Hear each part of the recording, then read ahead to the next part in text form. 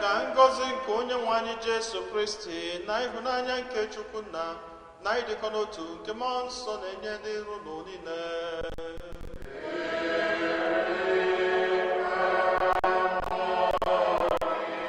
Ụmụnne m na Kristo tozuru Jesu, tata bụ ụka nke anọ n'oge ncheta ahụhụ nke ndị nwe anyị Jesu Kristi. Anyị niile agbakọtago ọnụ ọzọ n'obi Chineke iji oluke na onye nwe anyị maka ọtụtụ ihe ọma nke ọ na-eme na ndụ anyị, maka ọ nọnyela anyị n'izuụka gara aga wedubata anyị n'izuụka ọfụ nke anyị banyere tata. Ka anyị na-ekene Chineke maka ihe ọma ndị a niile, ka anyị na-eweluzi onwe anyị, na-ewele ezinụlọ anyị na atụmatụ anyị niile dị mma na-erunye n'aka ya, na-ayọ ka ọ na-edu anyị, ka ọ na-agbazi, ka ọ na-agọzi anyị. Anyị nwere ọtụtụ ebumnobi ndị ọzọ ka anyị ji gbakọta ọnụ n'aja masị n'ụwa, ka anyị natazi anya isi a na-arụnye Chineke ebumnobi ndị ahụ niile. Anyị na-echetakwazị n'ụzọ pụrụ iche ụmụnna anyị ndị a, ndị Charismatic Group na ayọmasị n'ụwa maka Mary Rose Aneke, Restoration of Marriage for St. Joseph and Mary Akwetie, and Life Restoration of Hope Jordan and TJ Taiseko.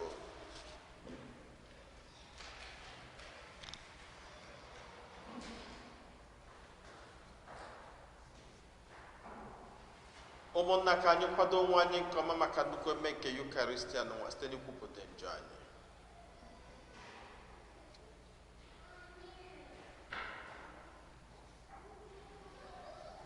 Ekwupụta m ngwa Chineke ji ike niile.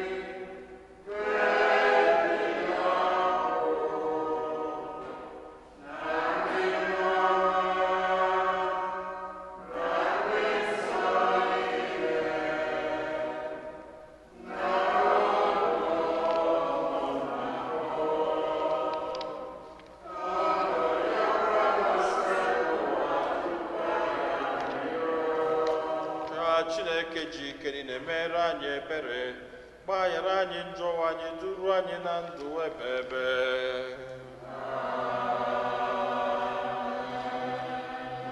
Anyị yọọ.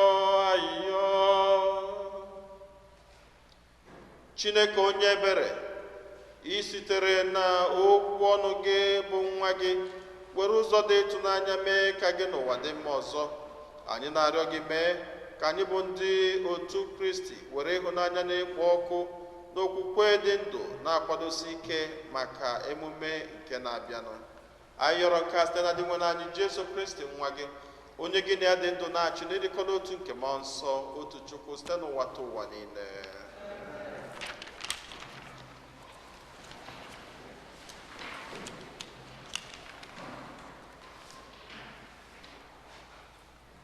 Ihe ọgụgụ e wetara n'akwụkwọ nke abụọ nke ihe mere.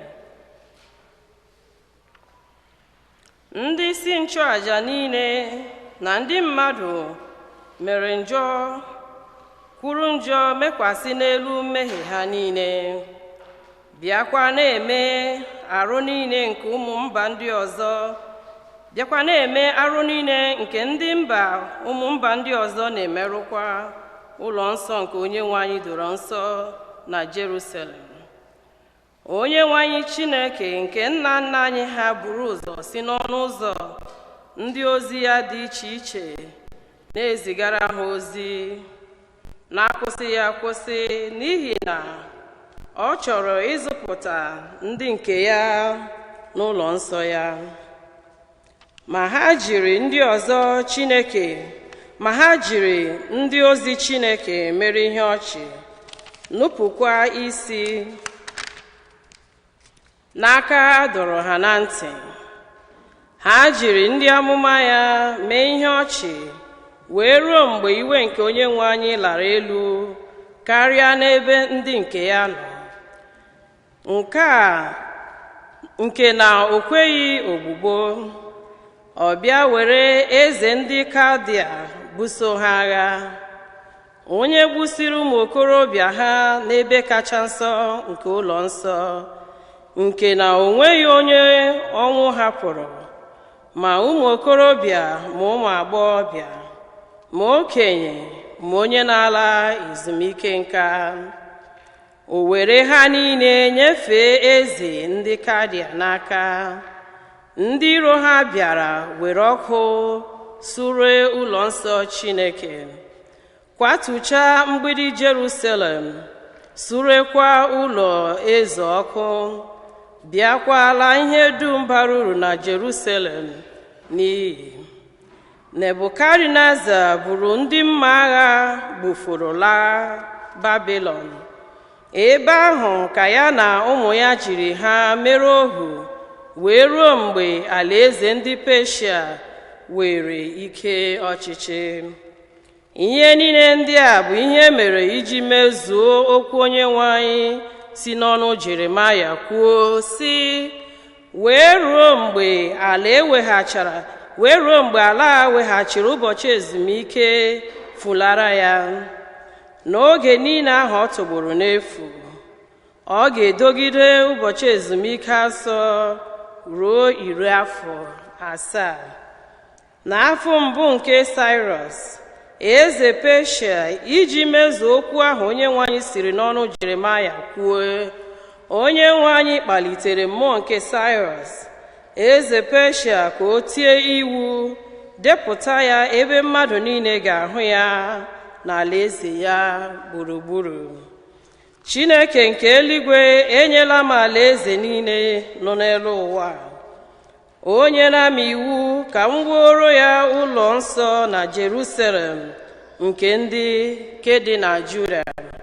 N'ihi ya, onye ọbụla n'ime unu so na ndị nke ya, ka Chineke nọnyere ya gbago ebe ahụ.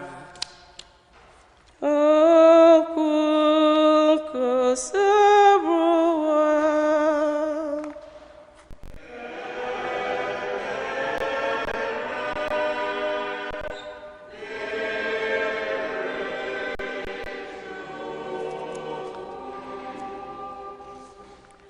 Ọ bụrụ na m echefuo gị, ka ire m rapara n'okpu ọnụ m.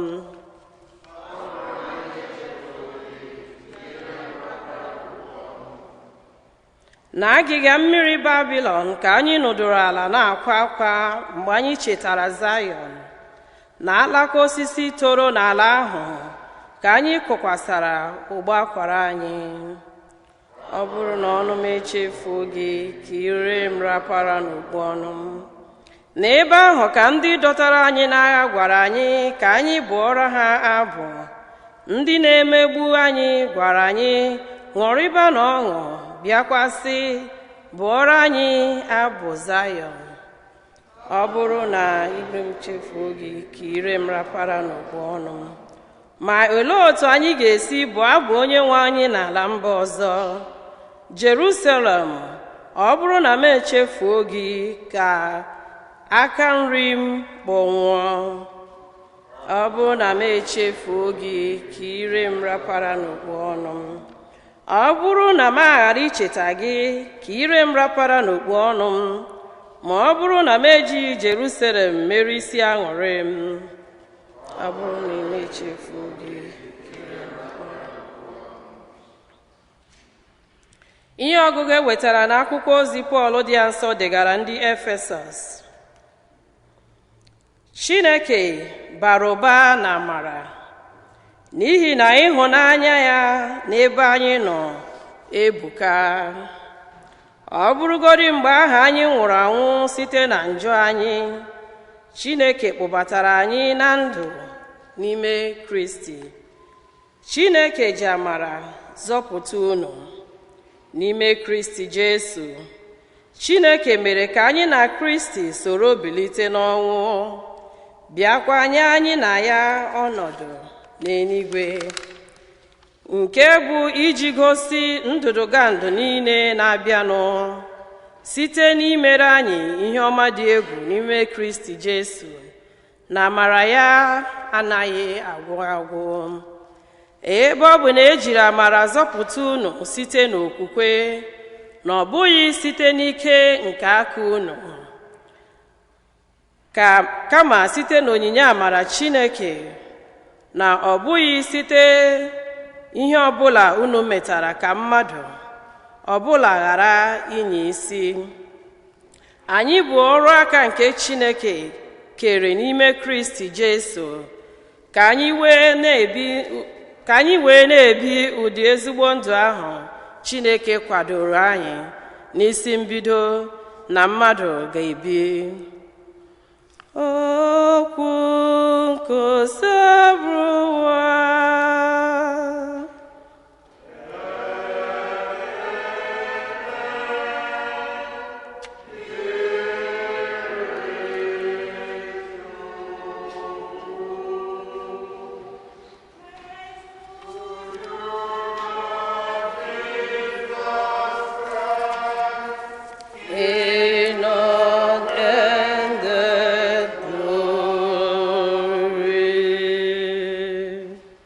Chineke hụrụ ụwa n'anya nke ukwuu, nke na o were otu nwa ya nye ya, onye ọbụla kwere na ya enwela ndụ ebi ebi.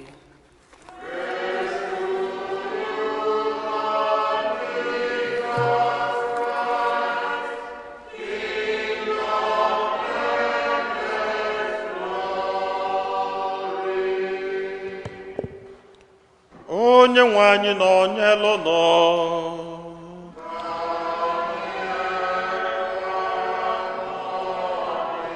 ihe ọgụgụ nke ya si n'oziọma dị nsọ nke Jọn dere.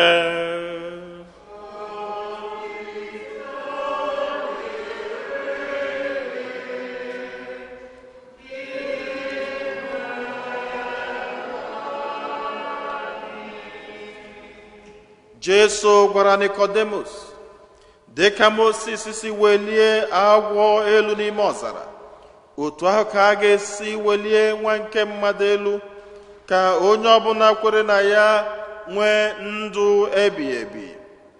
Chineke hụrụ ụwa n'anya nke ukwuu, nke na o nyere so otu nwa ya, ka onye ọbụla kwere na ya ghara ịla n'iyi, kama ka o nweta ndụ ebighị ebi.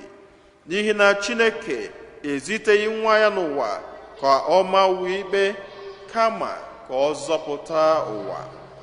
Agaghị ama onye kwere na ya ikpe, ma amalarị onye na-ekweghị na ya, n'ihi na o kweghị na nwa ahụ Chineke mụrụ naanị ya.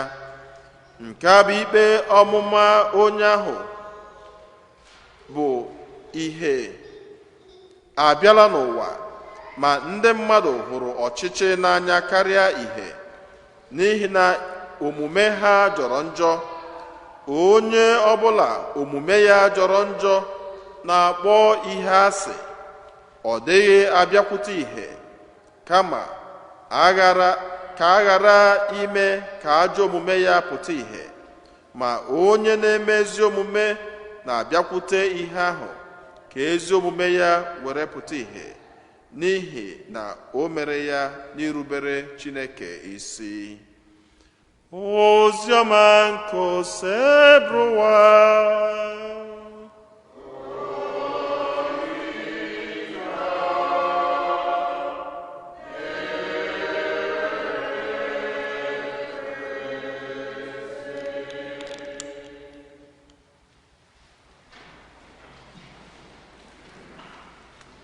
Otito dịrịnụ Jesu,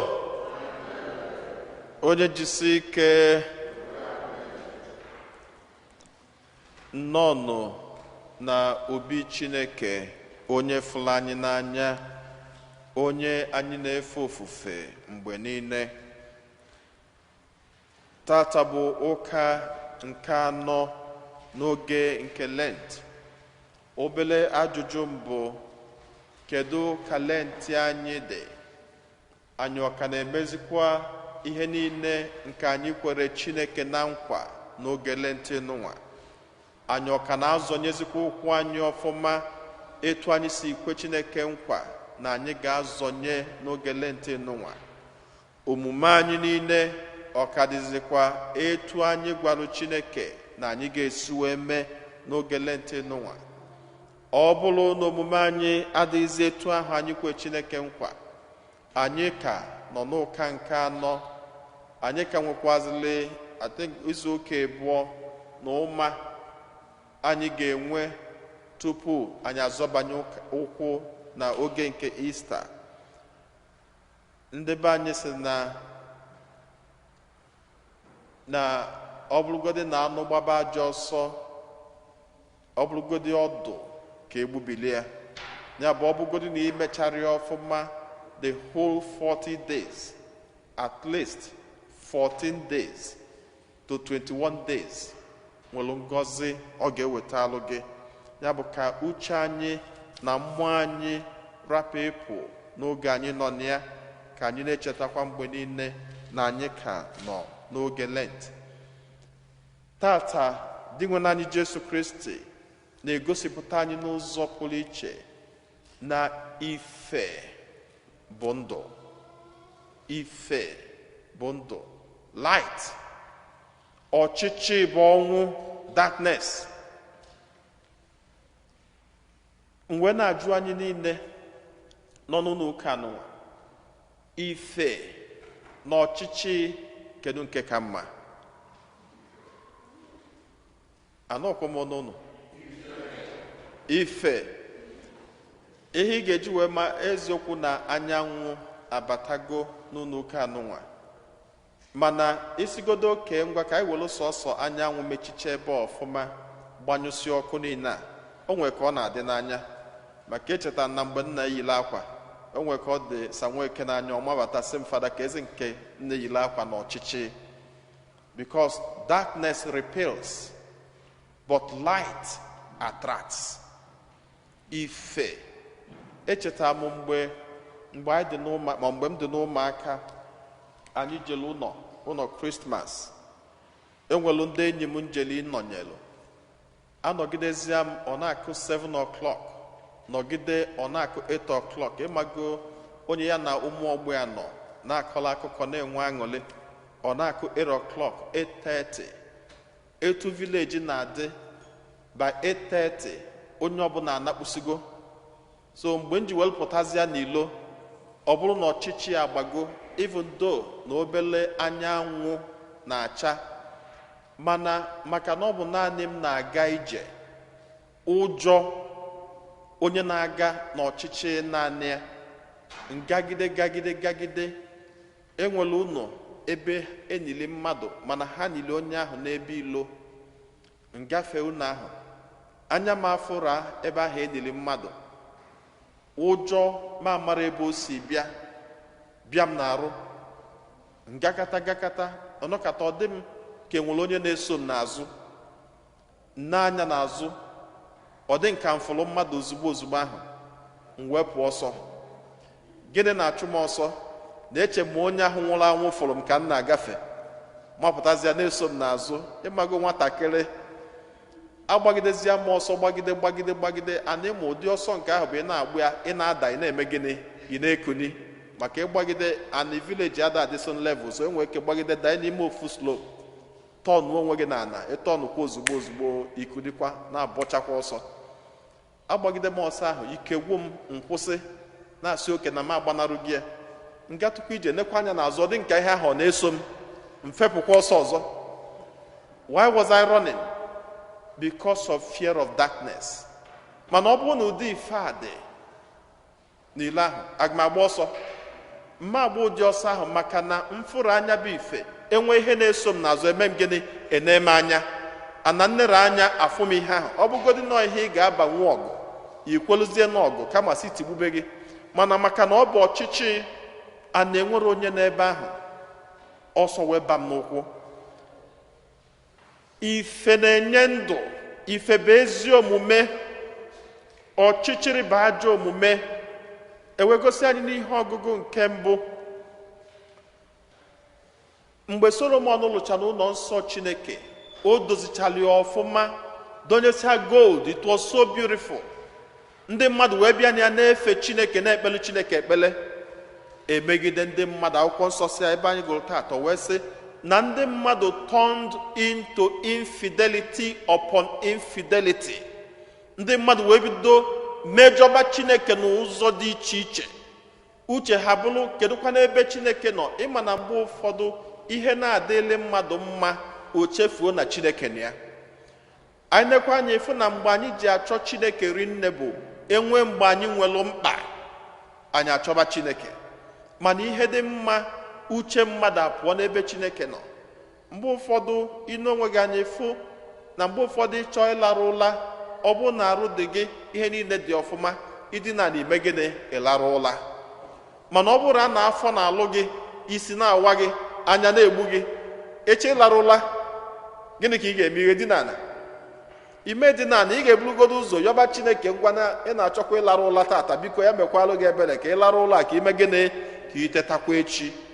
Ya bụ mgbe ụfọdụ anyị dị mma anyị echefuo Chineke. Ọ bụ etu a ka o mere ụmụ Izrel, ihe bịa na-agalụ ha, edozicha ihe niile ọfụma, ha wepụ obi ha n'ebe dị nwana anyị nọ, wee mebibezie, mebe mpụ, bibe ajọ ndụ.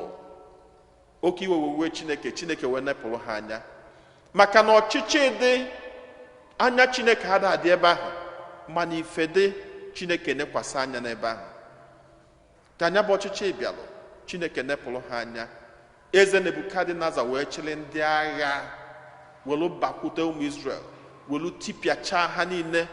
Ụlọ nsọ ahụ Chineke nyelụ ha aka Solomon lụrụ, eze Nebukadneza wee dara ụlọ nsọ ahụ niile kụọ pịatapịa. Enwerozi okwute nọ n'elu okwute apart from a very small spot. Ebe ahụ fọzila afọ bụ sọsọ ebe ụmụ Izrel mazi. Ihe niile ha nwere, iko niile eji achụ aja, Nebukadneza kpokọrọ ha niile naba na Babilọn. Gịnị mere na Babilọn? O weli ya na-aṅụ mmanya.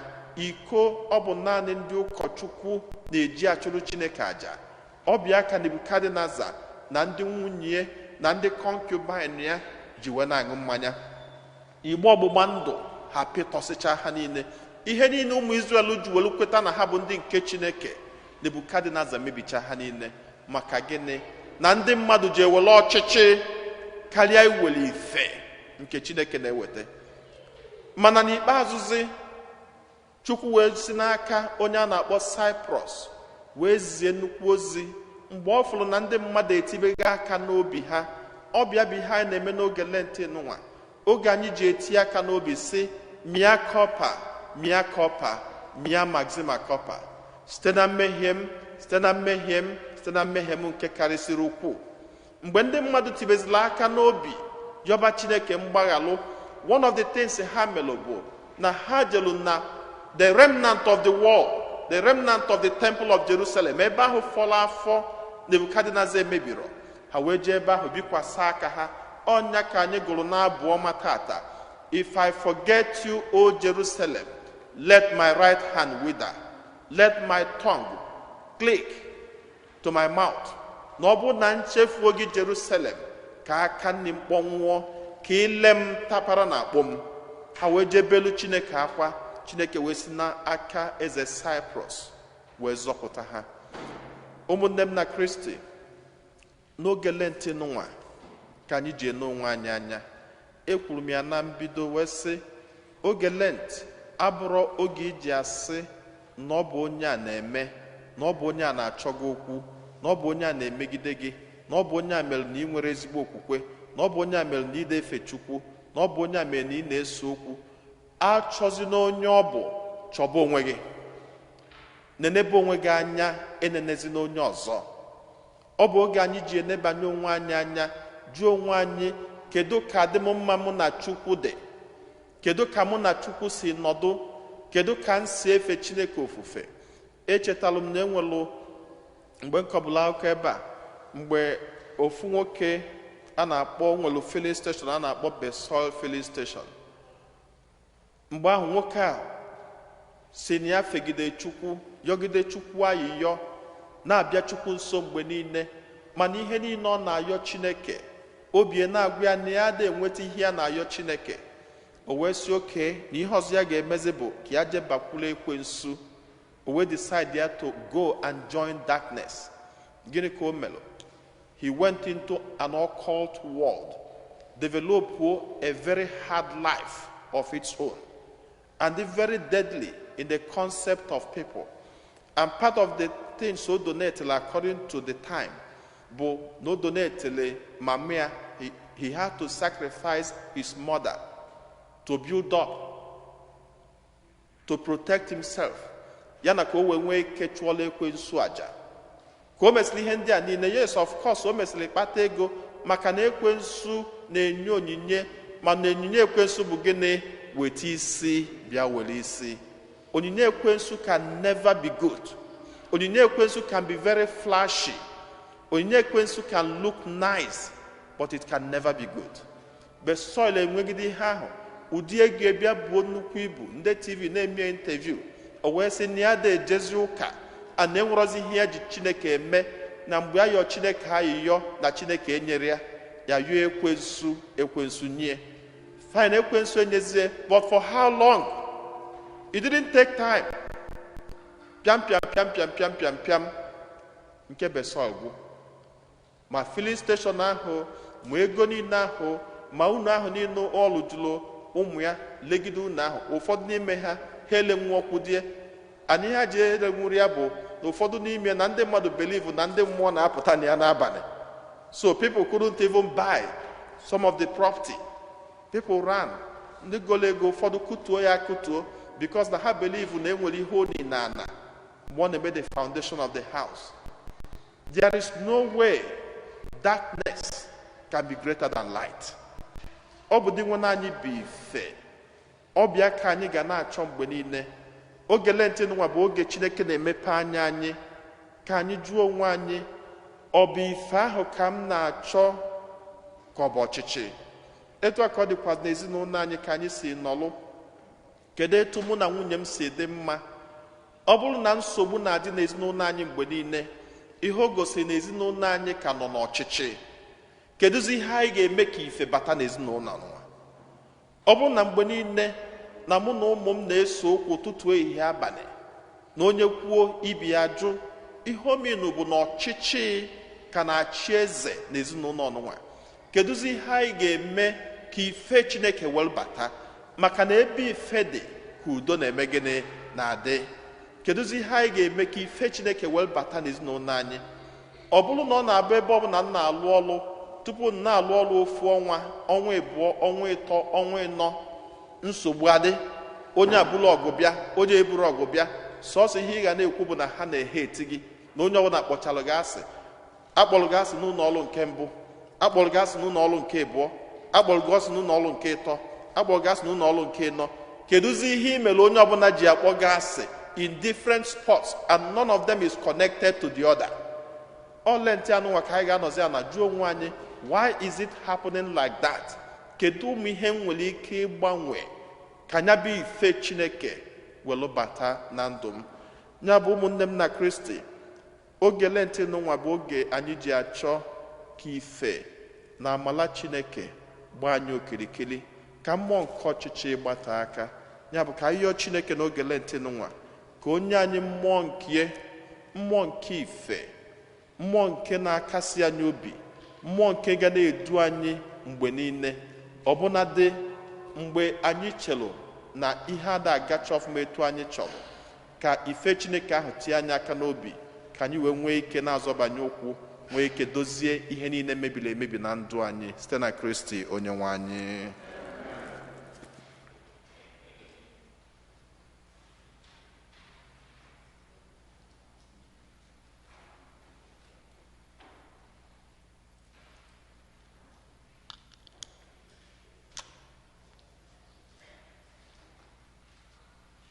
ekwe m n'otu Chineke.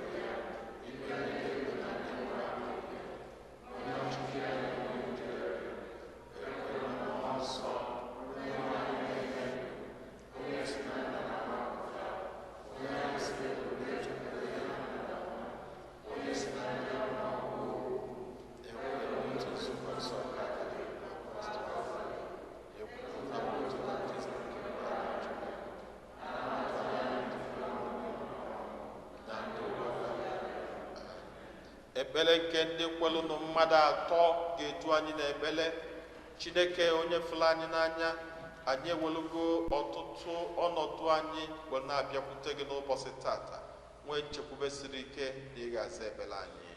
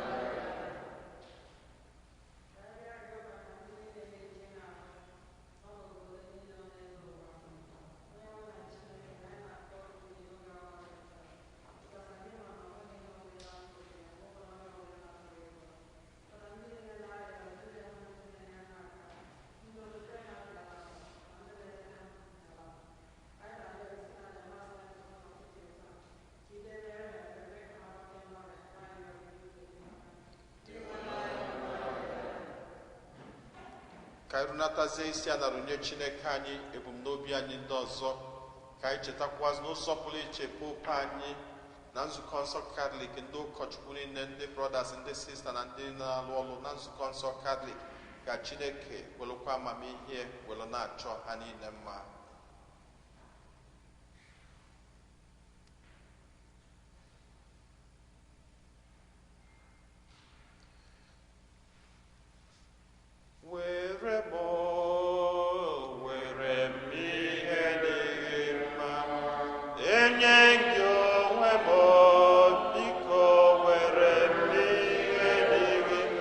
Jesus, wherever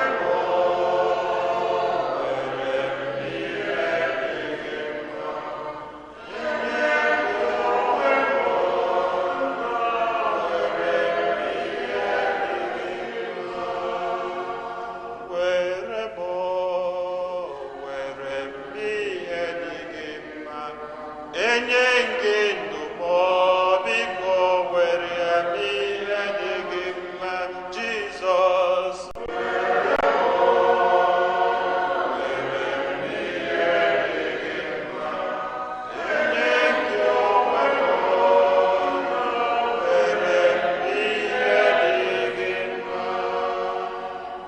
Anyị Chineke dị ndụ, anyị ewelugo ọtụtụ ebumnobi anyị, ọnọdụ anyị niile wee chee n'iru gị n'ụbọchị tata. Anyị na-ewelukwazi ụmụnna anyị ndị rapụrụ ụwa n'ụwa, ndị niile yọrọ ka anyị cheta ha n'aja mmasị n'ụwa. Anyị na-ayọ ka Chineke narụ aja ndị a niile na ekpere niile nke anyị na-erunyere ya n'ụbọchị tata site na Kristi onye nwe anyị.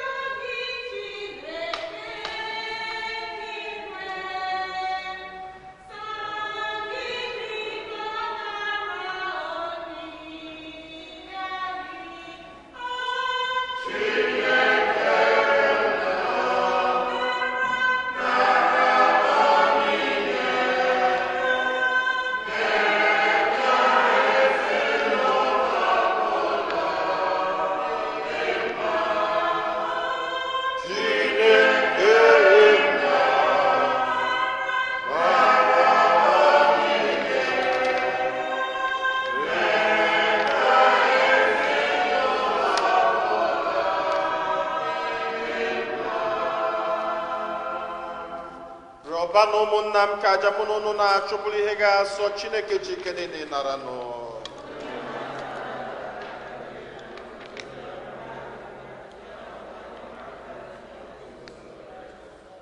Onye nwe anyị ji aṅụrị ebutere gị onyinye ndị a bụ ihe iji agwa anyị ọrịa mgbe dum.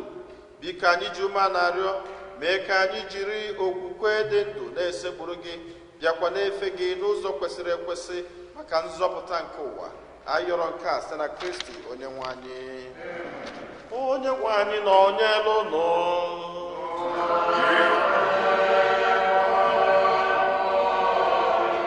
welite n'obi elu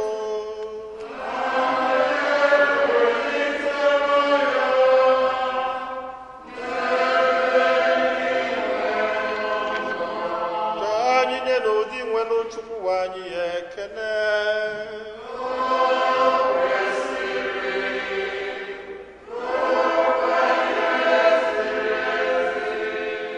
Kwesịrị ezi bụrụkwa ihe ziri ezi na-azọ ndụ na anyị ga-enye gị ekele oge niile na ebe niile. O nna dị nsọ Chineke ji ike niile onye dị ụwa ta ụwa site na Kristi dị nwe n'anyị, n'ihi na ọ bụ gị nwatiri ndị nke gị iwu iji aṅụrị na obi dị ọcha were na-akwado n'afọ ọbụla maka emume nke Paska.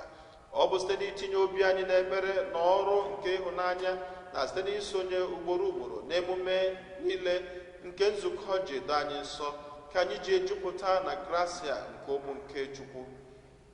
N'ihi nke anyị na-eso igwe ndị mama niile nke eluigwe na-eto ebube gị oge niile na ukwe na ekwe.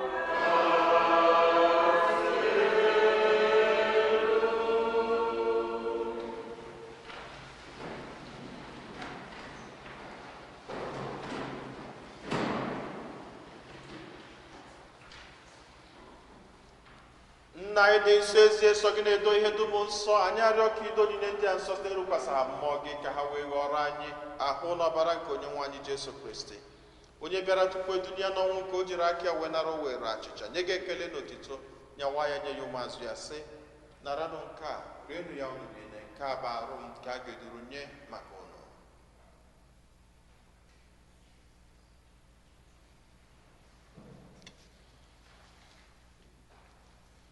Otu akwa ka o si mee mgbe ha richara nri anyasị, o buru iko mmanya nyekwa gị ekele n'otito, bunye ya ụmụazụ ya sị, naranụ nke a ṅụọnụ ya unu niile, nke a bụ iko nke ọbara m nke ọgbụgba ndụ ọhụrụ dị ebebe, a ga-agba ya n'ihi unu na n'ihi mmadụ niile ka e were gbaghara njọ, na-emenụ nke a na ncheta nke m.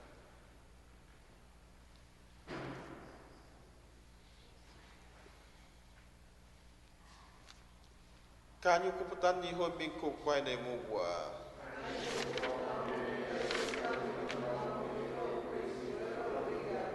Nna, na ncheta nke ọnwụ na mbilite n'ọnwụ nke nwa gị, anyị ebunye gị achịcha nke ndụ na iko nke nzọpụta. Anyị na-ekele gị n'ihi na i kwere ka anyị dị mma ikwuru n'ihu gị na-efe gị. Anyị ji ume a na-arịọ ka anyị bụ ndị na-anata arụ n'ọbara nke Kristi bụrụ otu site na njikọ nke mmụọ nsọ. Nna, cheta nzukọ gị gazuru ụwa niile, menụ ka ịhụnanya gị jupụta ya. Gọzie Pope anyị bụ Francis na Bishọp anyị bụ Nicholas na ndị ofe ọlta gị niile. Chetakwa ụmụnna anyị ndị ji okwu wee gaa n'ezumike nke ọnwụ, gbọọta ha na ndị ọzọ niile nwụrụ anwụ n'ihe nke ebube gị. Biko meela anyị niile ebere, ka anyị soro Virgin Maria dị ngọzi nne nke Chukwu na ndị apọstọl na ndị nsọ gị niile, ndị mere uche gị n'ụwa wee keta ndụ ebebe, ka anyị sorokwanụ ha na-eto gị na-edo gị ebube site na Jesu Kristi nwa gị. Ihe niile kere eke na-esonye bụ Kristi, na-esikwa n'ime na n'aka ya, na-edekọ n'otu nke mmụọ nsọ, na-enye gị bụ Chukwu nna ji ike niile nsọpụrụ na otito niile site n'ụwa ta ụwa niile. Nna anyị nọ n'eluigwe,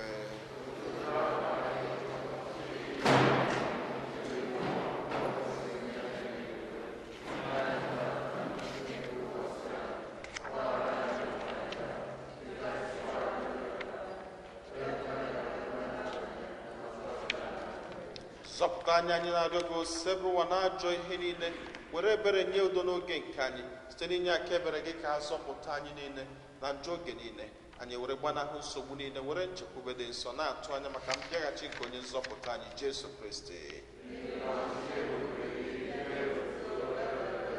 Onye nwe anyị Jesu Kristi, onye gwara ndị apọstụl gị, udo ka m na-arapụrụ n'udo nke m ka m na-enye unu, elekwana anya na njọ anyị, kama lekwasị anya n'okwukwe nke nzukọ gị. Nye ya udo na ịdịkọ n'otu mgbe niile ka uche gị siri chọọ. Gị bụ onye dị ndụ na-achị ebe udo nke ose bụ ụwa dịrị unu mgbe niile.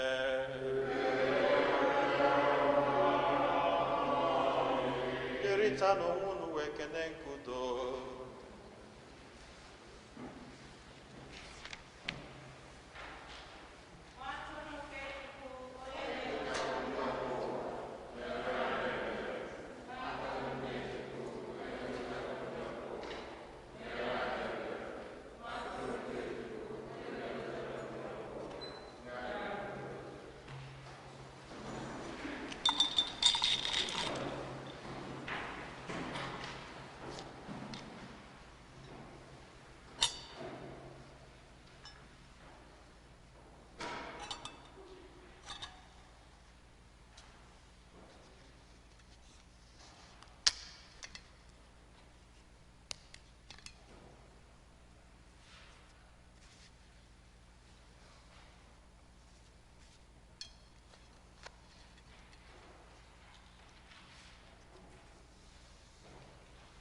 Ụmụnne nna Kristi, n'elu nwa atụrụ nke Chukwu, n'elu onye ahụ na-ekpochapụ njọ nke ụwa, anyị niile nwekwa n'isi ọmagụ ndị akpọ n'ori nke nwa atụrụ Chineke.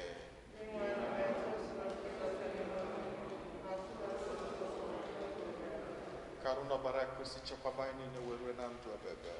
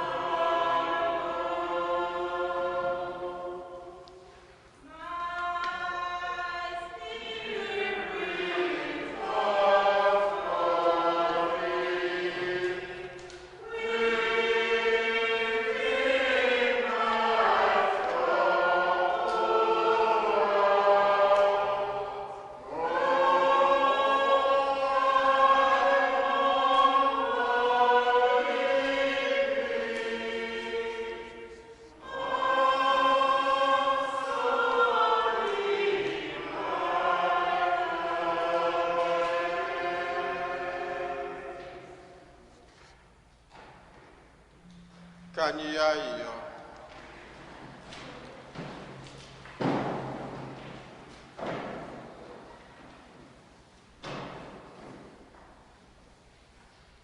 Chineke, ọ bụ gị na-enye mmadụ niile na-abata n'ụwa ihe.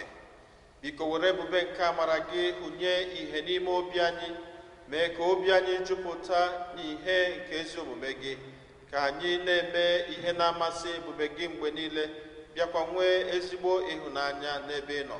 Anyị yọrọ nke a site na Kristi onye nwe anyị.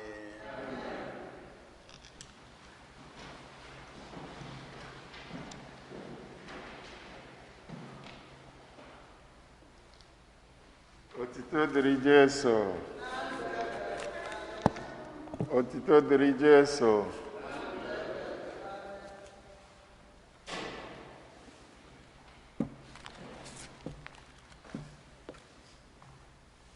Second collection is for church relief efforts. Biko, generously help the church. Choir.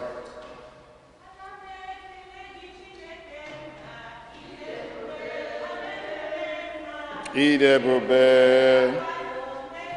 idebube, idebube, idebube,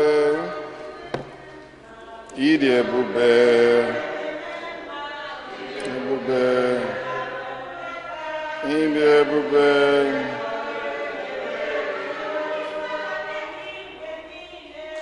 idebube, idebube. Idebube, idememe, idebube.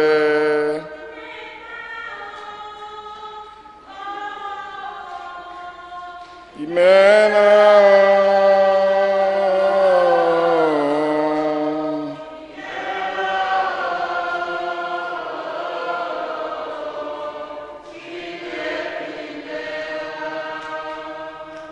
Otito dịrị Jesu. The parish can I remind the choir the COVID protocol is still in vogue. Keep doing what you are doing. You see people are coming out. We're taking our time doing the social distance and sanitizing and washing our hands. So onye ọwụna biko na-eme na ihe unu na-eme ọ ga-adịrị anyị niile mma in Jesus' name. We invite all our youth to join us for Youth Mass, third Sunday, 9 a.m. All teenagers 12 and above are welcome. And also join us for our Lenten devotion all Friday of Lent, where we celebrate Mass followed by the War of the Cross, 8 a.m. and 7:30 p.m. bilingual. Next week, second collection will be for Easter Mass Remembrance. Mass Remembrance for your loved ones. There is an envelope at the back. If you don't get envelope mailed to you, you can collect that one and fill.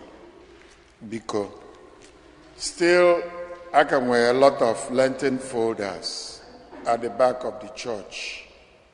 Please pick up one for your savings of Lent. Kafadas Weku can review our Lent so far. And you never I supposedly ime. He saved itinye na eba where we turn a church. That our second Sunday, Father, make an announcement. Kagozi ndinna. Fakuloto ebe fano ndinna. Anyị fụ na nwanne anyị nwoke na nwunye Konkwo bịara ụka unu mana not too long ago ka anyị announce na Papa Farabu ka unu ka na-echetakwa fa na ekpere ka fa na-akwado ije nyawa ije inyi nnafa na Nigeria. Ka mkpụrụ obi Pa Konkwo, ka mkpụrụ obi ndị niile kwenu gara aga. Amen.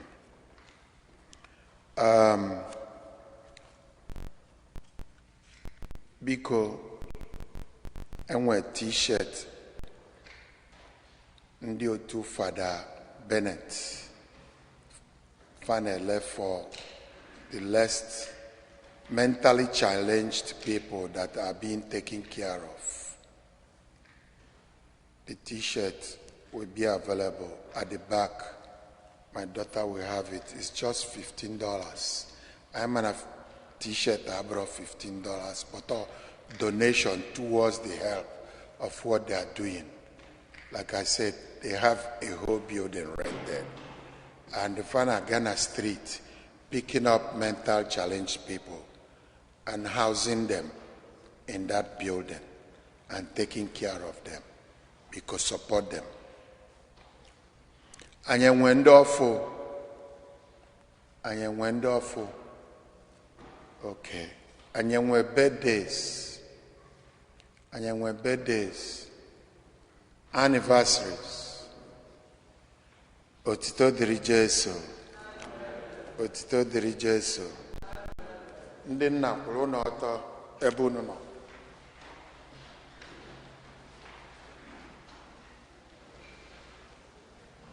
enyemaka anyị dị n'afa dị nwenụ onye kere eluigwe na ala.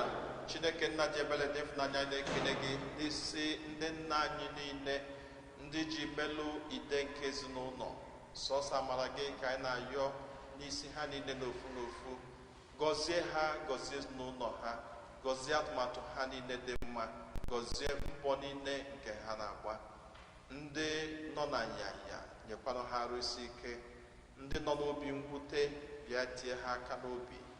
Ndị nọ n'ụkọ ego bịa chọnye ha ebe ha ga-esi nweta ihe nke ha ga-ejiwe na-azụ ụmụ ha. Ndị na-agbakwanụ mbọ mana mbọ ha na-agba na ha na-afụ ihe ọma si na ya bịa gosi ha ụzọ kacha mma ha ga-esi wee gbanya bụ mbọ ka ihe ọma wee zute ha. Anyị na-ekweghị nkwa na mgbe ọbụla ị na-agọzi anyị, mgbe ọbụla ị na-edu anyị, mgbe ọbụla ị na-ezikwasa ngọzi gị dịka igirigi n'ebe ndụ anyị nọ, anyị ga na-ekwupụta na-agwa ndị mmadụ n'ezie na gị bụ Chineke dị anyị mma.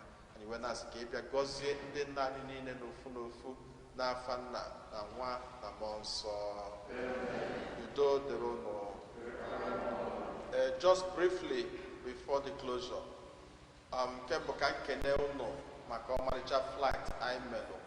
I wasn't here last week, but it was very, very successful. And mekene onye ọbụla gbalụ mbọ iji wee fụ na anya bụ flight gara ọfụma. Then ọzọ dị ka nwanne bụ unu ndị n'ime unu na-follow the church's program for the year. Gamana this year 2021 was dedicated to St. Joseph's. And why was it dedicated to St. Joseph's? This year 2021 coming 150 years. Pope Pius IX, if I remember very well, Pope Pius IX dedicated St. Joseph as the father of the Universal Church, as the father of the world. So this year's Pope Francis, waiting at the whole of 2021 as a year of St. Joseph. Can we celebrate here that 150 years? Ayana can we dedicate here this pandemic na ụwa kpalụ nọ n'ọgbaghara n'aka Joseph dị asọ, nwoke nwere obi umeala, nwoke chekwabala ezinụlọ ya ka o nwee ike chekwaba ụmụ ya niile. Ya bụ diocese nwere program ha conductụrụ inye speeches on St. Joseph's. So I was invited inye nke Igbo, and ha ga-air ya in a format transfer. Whatever information I will give to Sanweke, I guess we air on the 19th of March, which is the day of St. Joseph's. So I get air everywhere. I think Bishop Chepeto, Bishop Cincinnati, and not the rest of us. I was even the least person afanyenya maka Igbo. So I will communicate us as soon as I will tell you. Can you make a banyo ofuma ihe the Universal Church na-eme ọnya melụ nju ekọwa ya ka Chineke gọzie anyị niile, chekwaba anyị niile site na Kristi onye nwe anyị. onye nwe anyị nọnyere unu.